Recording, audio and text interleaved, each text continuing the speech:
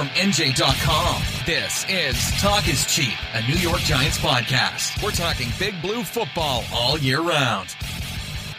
Welcome, Giants fans, to episode 121 of the Talk is Cheap podcast, a New York Giants podcast on NJ.com. I'm Ryan Dunleavy, and I'm going to start with a Pat Shurmur quote, and I'll tell you why in a second. New players, new relationships, clean slates, new coaches, new system. There's a lot of new running parallel. Well, NJ.com wants to be just like the Giants, apparently, because we have a lot of new running parallel, too. I'm obviously somewhat new to the beat, and now I have a new beat partner. I want to introduce Matt Lombardo, who covered the Eagles for 4 years for NJ.com, and now will be joining me on the Giants beat. Matt has a radio background at 97.5 The Fanatic in Philly, where he was a host from 2012 till 2016. Matt, welcome aboard.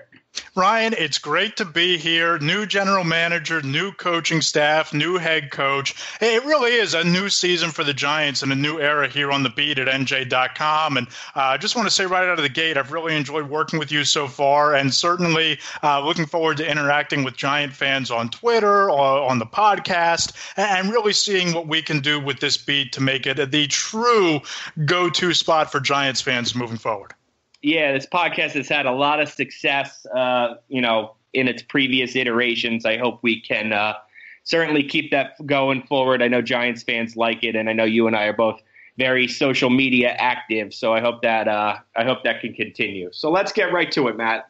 We're talking all about the newness, and it's a fitting day to do this podcast because yesterday was a newness day. It was Meet the New Coaches Day. We've had interactions with Pat Shurmur before, but this was really about the assistants, the coordinators, and the position coaches. Give me your one or two takeaways from who you talked to yesterday and, what really stood out. Yeah, Ryan, I thought yesterday James Bettcher was really the star of the show. And he comes in, first-year defensive coordinator here for the Giants, but he has a little bit of a pedigree coming from Arizona where he had some dynamite secondaries that included the Honey Badger, Tyrann Mathieu, and Patrick Peterson, an all-pro cornerback, some really good linebackers through the years. And I think that the biggest transformation for the Giants this year, regardless of what happens with Odell Beckham Jr., and I know we're going to talk about that throughout the course of the podcast, and really as long as he's on this roster. But I think the biggest transition and biggest change for this Giants team is going to come on defense, where it's going to be a 3-4 front. And Bettcher said yesterday he wants it to be a relentless defense. And he really dove into how they're going to use Landon Collins, the fresh slate for Eli Apple, and a front seven that I think, based on what Bill McGovern, the linebackers coach, did during his time in Philadelphia and a 3-4 under Chip Kelly and defensive coordinator Bill Davis, I think this has a chance to be a really violent defense that attacks the quarterback and attacks the football. And they've done a nice job upgrading this defense throughout the course of free agency before we even get to the draft. So, Ryan, I think that yesterday my biggest takeaway was James Bettcher is going to transform not only the culture of this defense, but the scheme as well. Yeah, it's welcome news to Giants fans. I mean, it's no secret Giants fans, especially the longtime ones, beat their chest on playing great defense. That's how the Giants won some Super Bowls. So that is certainly welcome news. I thought James Bettcher sounded like a head coach. I mean, it reminded me almost of Spags a couple years ago in like 07, 08. Seemed like a head coach in waiting kind of thing. Like if the Giants have any success, you'll hear his name on the market next year. But yep. Here are my two takeaways, Matt. I'll give you two. You mentioned the secondary. The Giants secondary was a disaster last year. I mean, they were bad on the field. They were, headlines off the field. I mean, it was a disaster. For all the wrong reasons, by the way, those headlines off the field. Yes, exactly. A total disaster. And then they swap out Dominique Rodgers-Cromartie and Ross Cockrell, both of whom played well, for some guys who are either young like Curtis Riley or question marks coming off injuries like Teddy Williams and B.W. Webb. They just signed William Gay, which I think was an important veteran addition. But that whole second, just how do you put Eli Apple and Landon Collins in the locker room together after they, were calling each other out in public last year as liars and cancers and stuff you just never see. So with Lou Anarumo and Deshae Townsend, how they would handle that dynamic. I wrote about it yesterday. the clean slate narrative I'm already a little tired of hearing about, but I get it. It's a clean slate, but you know what? I really liked the way their approach was, kind of to sit down, that they're not going to bury their head in the sand and ignore it. But there was a lot of, we're going to play as one. We're going to play as a unit. The kind of things you usually hear about an offensive line, they were saying about the secondary. And I think that without saying it, they were saying we're going to clean up a lot of the nonsense is I think what they were saying. That's how I took it anyway. So I think that's important. And then that kind of goes to, Ryan, real quick before we get to your second point, that kind of goes to James Betcher reiterating when it came to Eli Apple yesterday that day one is Monday, that whatever happened here in the past with the previous coaching staff, whatever happened with Eli Apple and Landon Collins last year, all of those things are over with. They're in the past. And to further that clean slate narrative, it really seems like the new start, the fresh start for these players and some off-the-field issues from a year ago comes on Monday when they convene for the first time. So I think that clean slate narrative, there's something to that for the entire roster. But I don't know about you. I'm going to be really interested to see how long that clean slate actually, holds up and holds water. Yeah, the first time that Eli Apple blows a coverage is Landon Collins going to blow him up. Yeah, exactly. That's it's a nice theory, but I got to see it actually take some form. And then the number two thing I wanted to say was offensively, again, reading between the lines, because let me tell you, with Mike Shula, you definitely have to read between the lines. He, former head coach at Alabama, now the Giants offensive coordinator, he isn't going to give the media much, I could tell you that. And reading between the lines, I thought it was very clear that Mike Shula in his first 7-ish weeks on the job has been far more invested in scouting quarterbacks. He was at Baker Mayfield's pro day, Josh Rosen's private workout, pro days for Darnold and Allen, than he has been in doing his in-house homework on Eli Manning or Davis Webb. Now, some of that is the NFL rules restrict what he can do with those guys in the offseason, but he said he hasn't even gone back and watched Eli Manning's tape. I mean, I've watched Eli Manning's tape.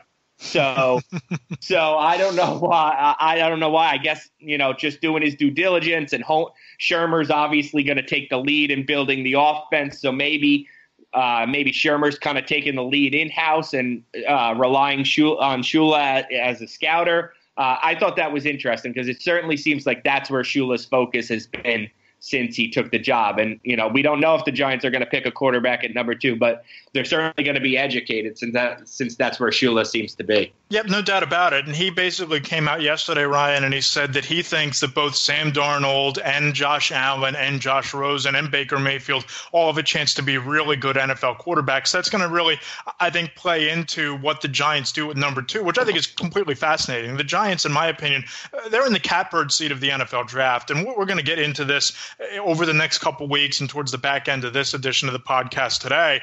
But I think the Giants hold all the cards for the entire draft at number 2. But one quick thing before we turn the page from yesterday, I kind of want to get your thoughts on this. It's something I wrote about this morning.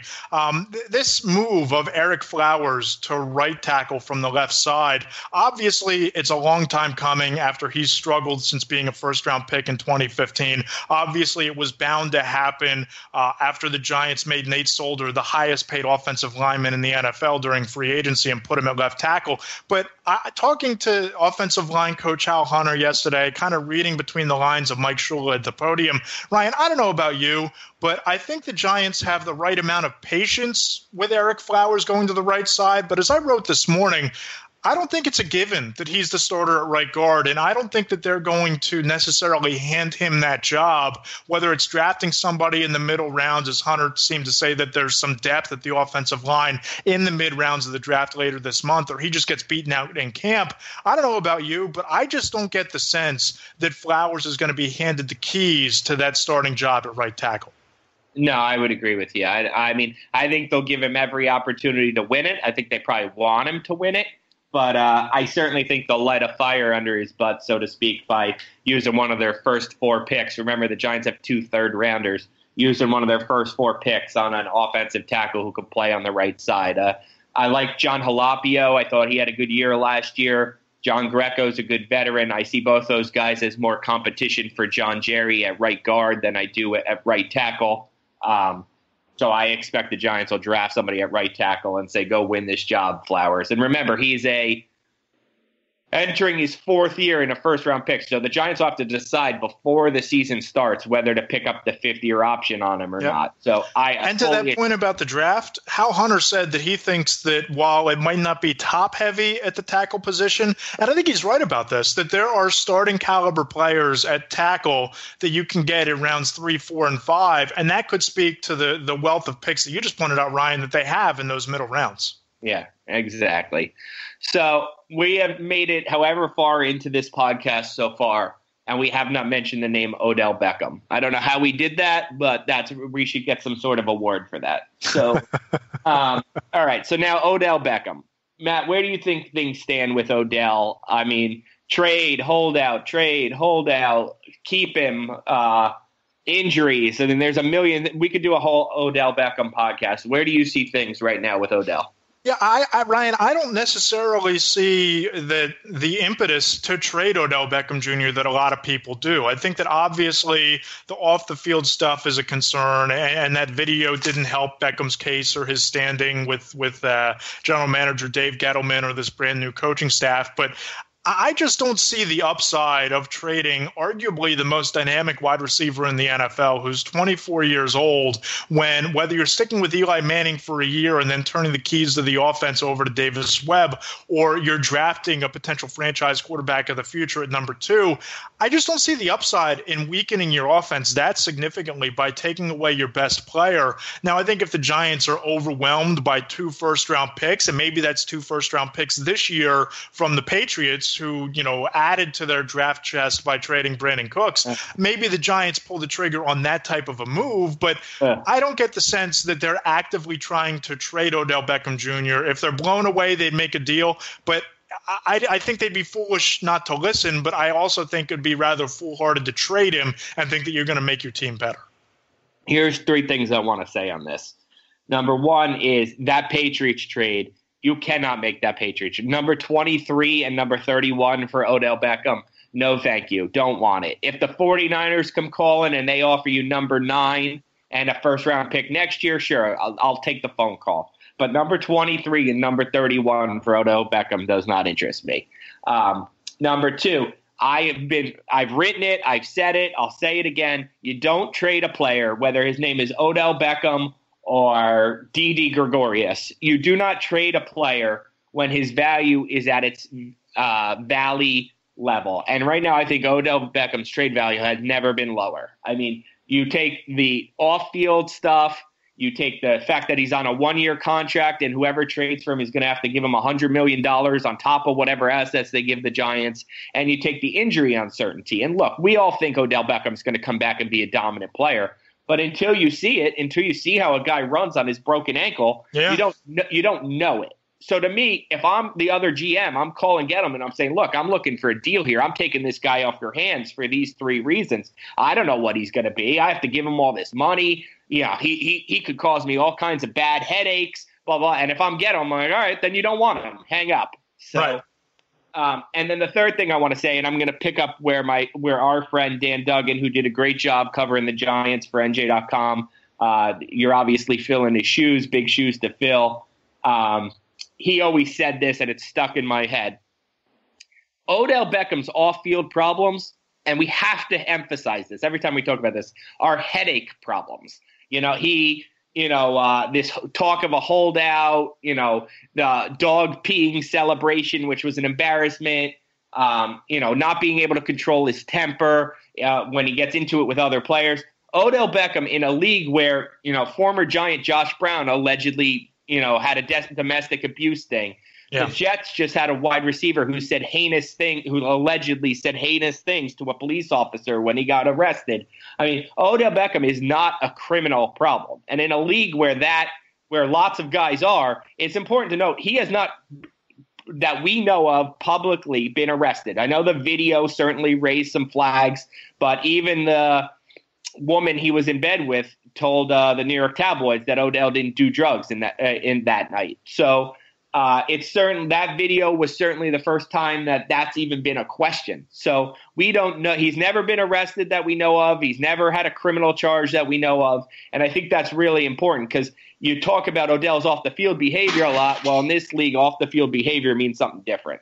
No, I absolutely agree. And I think that the best way to put it is, as Dan Duggan did, that these are headache issues. And if you can deal with those things and you can deal with the kind of character that he is in the locker room and the things that go on off the field, the party boat incident, punching a hole in the wall of the locker room at Lambeau Field, allegedly after a playoff game. If you can deal with those things, and I think that the Giants would be wise to, particularly given the circumstances on offense, then you commit to him. And I think that maybe those off-the-field headache concerns are bigger issues. And correct me if you disagree with this, Ryan, and feel free to jump in. But those headache concerns, I think, hurt Odell Beckham more on the contract negotiation side than they should impact whether or not the Giants trade him. Because I just look at this offense and I look at this defense. And as much as we both agree that James Bettcher has the chance to be a potential head coach in waiting, and there are so many infusions of talent, whether it's moving Olivier Vernon from defensive end to an edge rushing outside linebacker and adding Alec Ogletree and bolstering the secondary a little bit through this offseason,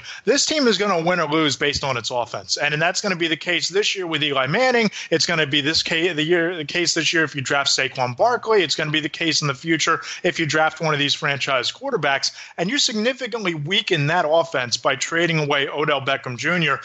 And if I'm the Giants, I don't think I do it. I don't think that I trade him away just because he's a pain in the ass off the field. And I think that this offense with Beckham and with this quarterback and a rebuilt offensive line, you have a chance to be a top 10 to 12 offense in the NFL, which is going to win you some games. Yeah, I'm going to put one caveat on that.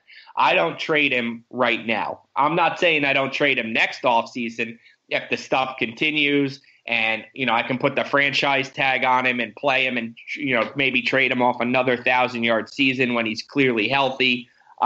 I don't trade him right now. Maybe I trade him next season again if Eli Manning's not my quarterback in 2019. But right now, after spending $62 million on a left tackle and sticking with the 37-year-old quarterback, I do not trade. I don't take away his best weapon because that's counterproductive. Yep. And you have to remember, too, that no matter what you do in this draft, whether it's adding a playmaker like Barkley or adding Quentin Nelson out of Notre Dame, having that playmaking element in Odell Beckham Jr. is going to make the offense better. And if you don't, and you opt to use that number 2 pick on a potential franchise quarterback, you're taking away Sam Darnold or Josh Rosen or Baker Mayfield or Josh Allen's best weapon and their most reliable wide receiver as they develop. And you just look across this division and you look at Carson Wentz. He really took that leap forward when the Eagles went and got a legitimate number 1 wide receiver in Alshon Jeffrey. Here he comes, Giants fans, Mr. Eagle.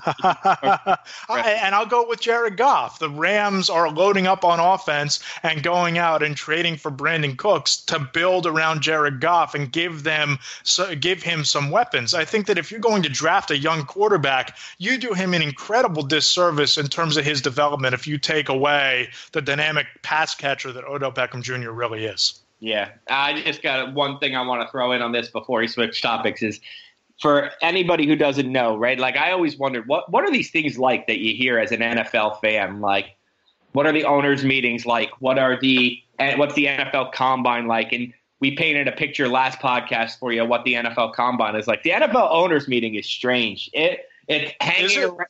And I'm not going to complain, right? Listen, I was at the Ritz-Carlton in 80-degree weather, so... Listen, I was schlepping around shoveling snow while you were down there rubbing elbows with Dave Gettleman and Pat Shurmur, and then going to SeaWorld and playing golf while you were down there. So no tears shed for Ryan Dunleavy on this podcast. Yeah, no. First off, I don't play golf, and we only could see SeaWorld. We never got there, but I could literally hear the screams on the roller coaster from our hotel. That's how close we were. But there was, it was an interesting situation because it was all these big names, all these coaches and GMs. It was almost kind of like being in a high school lunchroom, I guess, and who's sitting at what table and, gossip from one table to another, like a big game of telephone. Are you hearing this? Are you hearing this? And then, almost camping out, waiting for people who don't want to talk to you to shove a microphone in their face. Because really, you're there for 4 days, and the head coach has only required to meet with the media for an hour. And that's really the only required responsibility. And to the Giants' credit, they gave us John Mara, they gave us Steve Tisch, they gave us Dave Gettleman. Giants beat reporters were fortunate that we had more than enough access. And obviously, that's how the Odell Beckham trade talks got started, when John Mara said no one on the team is untouchable, which I don't blame him. I mean, they went 3-13. What do you mean no one's untouchable? If someone offered me 5 first-round picks for Eli Manning, would I take it? Yeah, I probably would take it. So, I don't think anybody should be untouchable really anywhere. I mean, tell me what the offer is, and I'll tell you if it's a deal. So. No, I agree, but I also think that by answering that question, correct me if I'm wrong, I'm just going off reading transcripts and what was written coming out of those meetings. You were there, Ryan, so you obviously have a firsthand account of this. But to answer the question in that way, when it comes to Odell Beckham Jr., especially a guy who is as sensitive as Beckham Jr. is, who seems to be in tune with what's said about him, particularly by ownership in the front office, it almost feels like Mara's comments backed himself into a corner where it's now going to be more difficult than maybe it should be to go back to Odell and say, hey, you know what? We didn't get an offer for you. Come back. Here's an extension for 5 years, $89 million, right?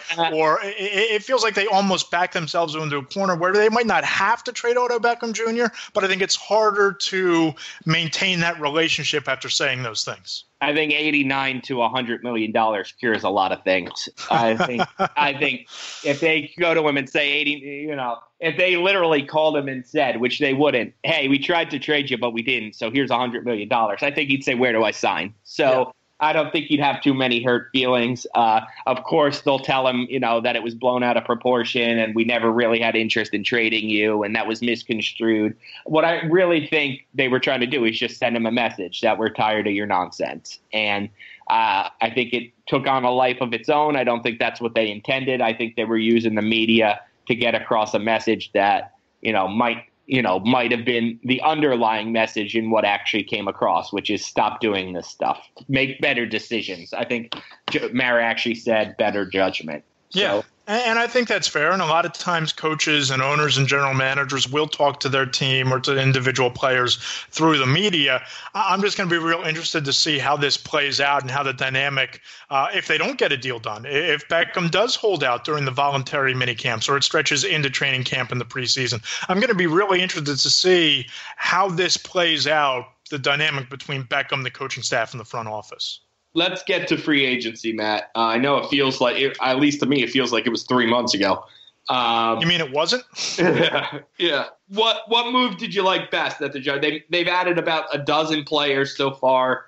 What move did you like best? I think the move that I really like the best, I could give you 2, but I'll give you 1 to start, is the trade for Alec Ogletree. I thought that bringing in a veteran linebacker who is a leader off the field, which this team desperately needs in the locker room coming off that disaster of last year, a guy who is familiar with Betcher's scheme a little bit because they were in the same division. He can be the quarterback of the defense. Bill McGovern, the linebacker coach, told me yesterday that when everything starts up, he's going to wear the headset helmet and call out the defenses. And I think that it's one of those culture-shifting type of moves and an infusion of talent that this defense really needed in that front seven. So my favorite move was the trade for Alec Ogletree. Give me your number 2. I'll take 2. The second one for me, and it's a layup, I think, is signing Nate Solder. And I know that they might have overpaid a little bit, but this offensive line was a disaster last year. It was one of the leakiest in the entire NFL. Outside of that 300 to 350 snap streak where Eric Flowers didn't allow a snap, he hasn't shown you that he can be a consistently dominant offensive tackle in this league. So now you have a cornerstone left tackle, even though you overpaid, but you overpaid because you had to. So teams that win and teams that win Super Bowls win because they dominate the offensive line and the defensive line. And I think adding Nate Solder was a step in that direction. I'll be the pessimist. I'll take the one I didn't like, and that's Jonathan Stewart, the running back. And this is nothing against Jonathan Stewart. He's been a very good player for a very long time in this league, but that's the problem, is a very long time. He's a 30-year-old running back There's mountains of research on how 30-year-old running backs hit a wall in the NFL, especially those with as many carries as Jonathan Stewart has, coming off a career low yards per carry, total rushing yards, touchdowns. Just I think his time has come and gone. And I know that part of the reason the Giants signed him is locker room voice. And I like what Shermer and Gettleman have done in the offseason in terms of bringing in a lot of guys who are familiar with coaches on this staff. So they're bringing in basically character witnesses is what they have. They're bringing in guys who they know will be good influences in a locker room that did not have a lot of good influences. So I like that part of it, and I understand that plays in with Jonathan Stewart. But to give him a 2-year deal, I think it was $2.9 million guaranteed plus some incentives. Incentives is a good idea, but I didn't really understand it, and especially. That makes me think that, and we'll get to the draft in a couple minutes, but that makes me think that being their only move so far, unless they're going to hand the ball a lot to Wayne Gallman and Paul Perkins, it makes me think they're going to pick a running back high in this draft. So I wasn't crazy about the Jonathan Stewart move, and again, just based on facts through the NFL history. And the Josh Morrow move surprised me too. I mean, it just, listen, you're getting a guy who started 26 games in the NFL as a defensive end who knows James Betcher's system. He'll be a 3-4 defensive end here, and he'll be able to help explain the system to guys, which is good. I get that. They got him on the cheap. It's like $800,000, but he's suspended for the first 4 games of the season. Yep. And the Giants season was over last year after 4 games. So you know how important 4 games of the season can be. I thought it was curious at best, but who knows? Maybe Morrow comes in and tears it up those last 12 games. He certainly would have gotten a much better, more lucrative deal somewhere, whether it was the Giants or somewhere else, had he not had this PED suspension looming over his head. And to his credit, he did post a note saying what it is, claiming it was over-the-counter substance, whatnot, so that, we didn't have to ask him a million times about what led to his test. That's always, when I think of PEDs, I'm always like, all right, well, you got to tell me what you did because I'm going to assume the worst. And on the Jonathan Stewart front, I agree with you. That's probably my least favorite move that the Giants or maybe even any team has made so far in the NFL this offseason, because everything you talked about with the 30-year-old running back and the workload and how those guys fall off a cliff, you put that on one shelf. And Ryan, the other shelf that I think that you have to fill up here is that he's not exactly a scheme fit. I mean, if you watch Pat Shermer's offense last year with the Minnesota Vikings, they asked their running backs to catch the ball out of the backfield. It was the same way in Philadelphia when Pat Shermer was the offensive coordinator with Chip Kelly. They were most successful with LaShawn McCoy as the running back as kind of a dual threat. That's not what Jonathan Stewart is. He's a guy that can run between the tackles. If anything, he's a third down, change of pace type of a back. He's not a workhorse at this stage of his career. And this is a Giants offense that struggled to run the ball last season. I believe they were ranked in the 30s in terms of overall rushing offense. So they're going to need to do something at the running back spot, whether that's take Barkley at number 2, whether that's take Mark Walton out of Miami in the second round, or Darius Geis if he's there, or Ronald Jones. I don't think that they can go into this regular season with this backfield as constructed, and I don't know that Jonathan Stewart is anything more than maybe that character witness that you talked about in the locker room. So that's a good lead in, Matt. Let's get to the NFL draft, and this is going to be a short topic, everybody. We will do another podcast or 2 before the NFL draft, 1 maybe during or after it. You'll have plenty of NFL draft talk from us. Things just change too much from day to day in this process. But right now, as we stand, what do you see them doing with the number 2 pick, Matt? I got to applaud Dave Gettleman here, Ryan, because I think that he's played his cards really close to the vest. I don't think that you can get a strong read about what the Giants are planning to do. They've scouted all of the quarterbacks, which they should do, and any team picking second should do. They've tripped all over themselves in terms of, how much they love Saquon Barkley and his skill set and what he brings to the table. And I think that he's not only a generational talent, but I think that he's a guy that fits this scheme perfectly, bringing him in for a visit. They've done their homework on everything. What I think they'll do, I think they'll take a quarterback. What I think they should do is you take Barkley and you worry about getting your quarterback later with a skill set that's rounded out with elite talents at every position. So that's kind of what I think they'll do, and what I think they should do are two different things.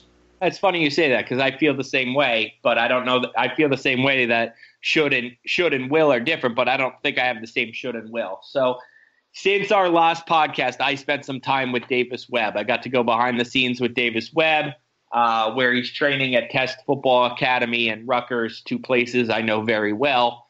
And I was really impressed by Davis Webb. Obviously, I didn't cover this team last year, neither did you, so I didn't get to know Davis Webb at all last year. But in the couple hours I was Neither did the Giants, by the way. Huh? Yeah. Neither did the Giants, by the way. And the new coaching staff hasn't been shy to wonder out loud how Davis Webb didn't play last year. But I was very impressed with him. I came away, all those cliches, a guy who's passionate, who's committed, who loves football, all those things. Listen, can he read a defense? I can't tell you that from watching him practice in a bubble, in shorts with no defense. Can he handle blitzes? All those kind of things. That's going to make or break Davis Webb. And the Giants are going to give Davis Webb a showcase right before the draft in their 3-day mini camp. So I think those 3 days will determine a lot of what the Giants end up doing and their impression of Davis Webb. I think he'll get a lot of snaps those days. I wouldn't expect to see a whole lot of Eli Manning in those days. But I came away really impressed with Davis Webb. I was team have to draft a quarterback. I'm less team have to draft a quarterback now. And there you go.